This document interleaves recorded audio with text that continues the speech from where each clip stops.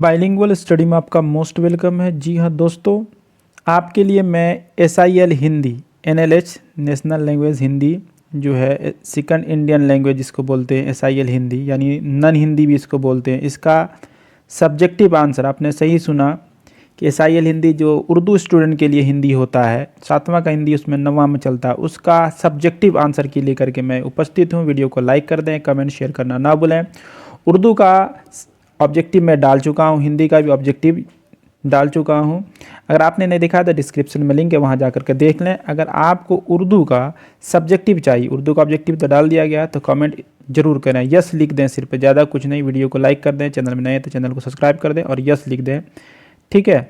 तो अभी आपका 2 तारीख को कल एग्ज़ाम होना, उसी से NLH जो हिंदी है आपका, ठीक है, उसका नन हिंदी इसको बोलते हैं, इसका आंसर की लेकर के आया हूँ मैं। सब्जेक्टिव का पूरे 50 नंबर का बताऊंगा इसमें, ठीक है। सब्जेक्टिव जो है पहला यहाँ देखिए कह रहा है, निम्नलिखित गद्यांशों में से एक गद्यांश को पढ़कर नीचे दिए गए प्रश्नों के उत्तर दें। प्रत्येक प्रश्न 2 अंकों का है, यानी ये गद्यांश दिया हुआ 2 दिया हुआ, उसमें से एक ही बनाना है आपको। आसान कर दिएगा। मैंने पहले गद्यांश को बनाया। एक गरीब किसान था जो एक छोटे से गांव में रहता था। वह हर साल अपनी ज़मीन पर खेती करता था, लेकिन फसल तैयार होने पर लुटेरे आए और सारी फसल काट कर ले गए। लुटेरे गांव के करीब जंगल में रहते थे, गांव के करीब जंगल में रहते। हर दिन वे गांव से बाजार तक आने वाली सड़क के किनारे लगी झाड़ी में छिप जाते थे, ठीक है। वे सदैव फसल बेचकर आने वाले किसान और यात्रियों को लूटा करते थे, जिसके कारण बहुत परेशान थे। ग्रामीण जो थे बहुत परेशान और दुखी रहते थे। तो पहला क्वेश्चन है कि किसान कहाँ रहता था, तो किसान छोटे से गांव में रहता था।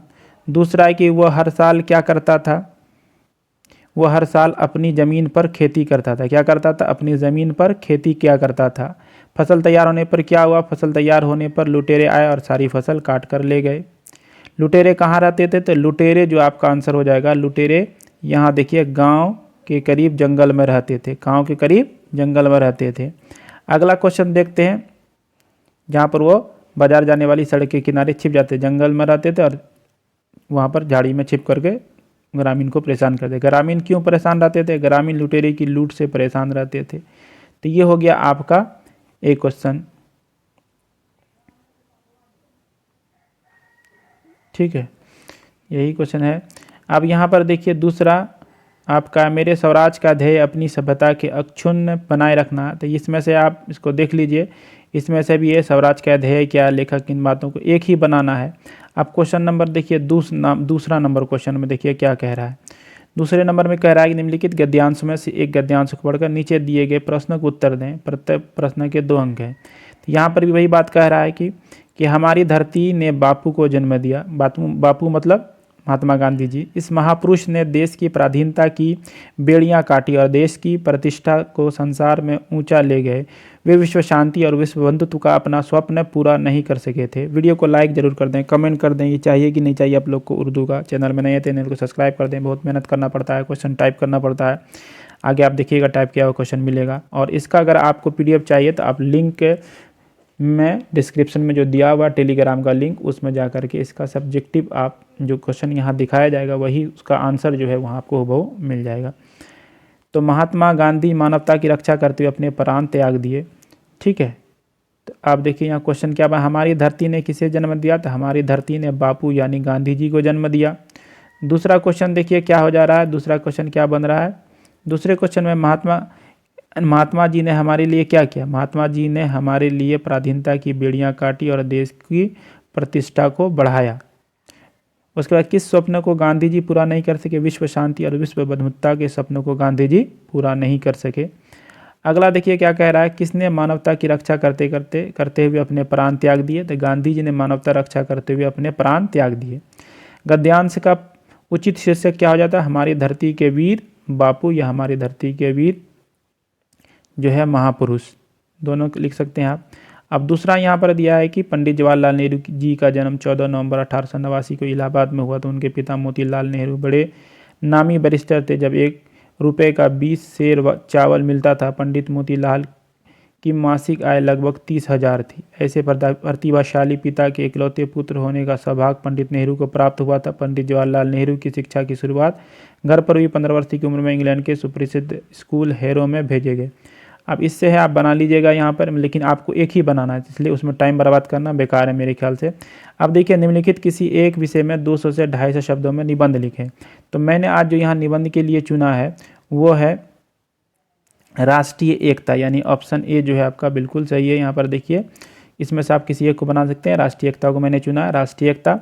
भूमिका में क्या लिखना है पहले? भारत भौगोलिक दृष्टि से विभिन्नताओं का देश है। सही बात है। इसकी महत्वपूर्ण विशेषता है, उन्हीं से एक अनेकता में एकता भी। ठीक है, यही एकता हमारे देश की विशिष्ट पहचान है जो भारत को एकता के सूत्र में बांध रखा है।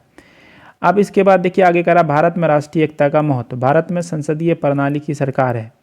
इसे धर्मनिरपेक्ष लोकतांत्रिक गणराज्य कहा गया है, जो भारतीय एकता का मूल आधार है। संविधान में भारत के लोगों के लिए एक समान अधिकार दिया गया, जिस कारण भारत की एकता को मजबूती मिलती है। संविधान के अनुसार प्रत्येक व्यक्ति को इस बात की आज़ादी है कि वो जिस धर्म को चाहे उसे अपना सकता है और उसका प्रचार प्रसार कर सकता है। इस देश में धर्म, भाषा, क्षेत्र आदि के आधार पर किसी के साथ भेदभाव नहीं किया जा सकता है। यही सबसे बड़ी राष्ट्रीय एकता की मिसाल है। अगला, राष्ट्रीय एकता की बाधाएं। कुछ नेतागण अपने राजनीतिक स्वार्थ के लिए धर्म, जाति और क्षेत्रवाद के नाम पर लोगों को आपस में बांटते हैं, जिस कारण एकता खत्म होती जा रही है। इसके अतिरिक्त धर्म, जाति, क्षेत्र, भाषा और छुआछूत ने भी भारतीय एकता को बुरी तरह प्रभावित किया है। आप चाहें तो इसका स्क्रीनशॉट भी ले सकते हैं या टेलीग्राम में आप जा करके वहाँ से भी लिख सकते हैं। बाधाओं को दूर करने के उपाय। भारतीय नागरिकों को चाहिए कि संविधान पर अमल करके एकता एवं अखंडता को मजबूत करने का प्रयास करें। इसी प्रकार हमारा देश विकसित होगा। उपसंहार, लास्ट में कंक्लूजन। देश के प्रत्येक नागरिक को देश हित में सोचना चाहिए तथा असामाजिक, अलगाववादी और आतंकवादी तत्वों के प्रति सावधान रहते हुए संविधान की रक्षा करें। तो ये हो गया आपका 200 से 250 शब्दों में। अब 4 नंबर क्वेश्चन में कह रहा है कि अपने पिता के पास एक पत्र लिखे जिसमें कॉपी खरीदने के लिए 5 रुपये की मांग की गई हो। या आप दहेज प्रथा में भी लिख सकते हैं। उसके साथ यहाँ 5 नंबर क्वेश्चन है, तो पहले 4 नंबर का आंसर देख लेते हैं। प्रश्न संख्या 4 में क्या क्या उत्तर है। तो यहाँ पर मैंने जो पहले का क है उसको लिखा है, बेली रोड, पटना, बिहार, 15 नवंबर 2005। अब यहाँ पर कोई भी ईस्वी लिख सकते हैं, करंट भी लिख सकते हैं। प्रिय पिताजी आदाब, मैं सकुशल हूँ और आपकी कुशलता की कामना करता। मुझे हिंदी के फेयर कॉपी खरीदने की आवश्यकता है, जिसके लिए 5 रुपये आवश्यक। अतः आप मुझे 5 रुपये भेज दें ताकि मैं अपनी पठन पाठन की क्रिया बिना बाधा के जारी रख सकूँ। ठीक है, बस इतना ही लिखना, ज़्यादा लंबा चौड़ा नहीं करना है आपको। आपका प्रिय पुत्र अशोक कुमार। आप यहाँ पर ये खाका बना भी सकते हैं और नहीं बना सकते। यहाँ टिकट का लिख देना या नाम पता, 2 जगह लिखा जाता है नाम पता, मतलब एक भेजने वाला, एक पाने वाला, प्राप्त करने वाला का नाम पता। अब चलिए, ये जो 5 नंबर क्वेश्चन, इसमें 10 में से आपको 5 बनाना है। तो नचिकेता कौन था, ये क्वेश्चन है। पेड़ से सब कुछ लेने के बाद भी आदमी खुश क्यों नहीं होता, एक क्वेश्चन मैंने ये बनाया है। 5 ही क्वेश्चन बनाना। ब्रिटिश झंडे किस नाम से जाना जाता है। हाड़ राजपूत की राणा से नाराजगी का क्या कारण था। गुड्डी गीता अपनी तुलना बंधु मजदूर से क्यों करती है। मानव बनने के लिए हमें कौन कौन से कार्य करने पड़ते हैं। ठीक है, तो एक क है, एक ख है। ठीक है, मतलब इसमें से मैंने 5 बनाया, वो देख लीजिएगा आप लोग। मानव बनने के लिए हमें कौन कौन से कार्य करने चाहिए। पुष्प की अभिलाषा शीर्षक कविता में शब्द का प्रयोग किसके लिए किया गया है। मैं शब्द का प्रयोग यहाँ पर पूछ रहा है। गंगा स्तुति शीर्षक कविता के कवि कौन है तथा वे कहाँ के रहने वाले थे। शक्ति और क्षमा शीर्षक कविता में हमें क्या सीख मिलती है। ठीक है, कबीर के दोहे शीर्षक पद्य में आपको कौन दोहा सबसे अच्छा लगा और क्यों। तो इसमें से इसका 5 आंसर ही बनाना है। तो 5 का आंसर देखते हैं, चलिए। तो यहाँ देखने को मिल रहा है आपको उसका आंसर। तो निम्नलिखित 5 प्रश्नों को उत्तर दें। आपका 5 नंबर में यही था। नचिकेता महर्षि बादशरवा के इकलौता पुत्र था। कौन था नचिकेता, कौन था। तो महर्षि बादशरवा का इकलौता पुत्र था। पेड़ से सब कुछ लेने के बाद भी आदमी खुश क्यों नहीं था। वो आदमी बूढ़ा हो गया था, उसके शरीर में दम नहीं था, दांत गिर गए, वो थक गया था।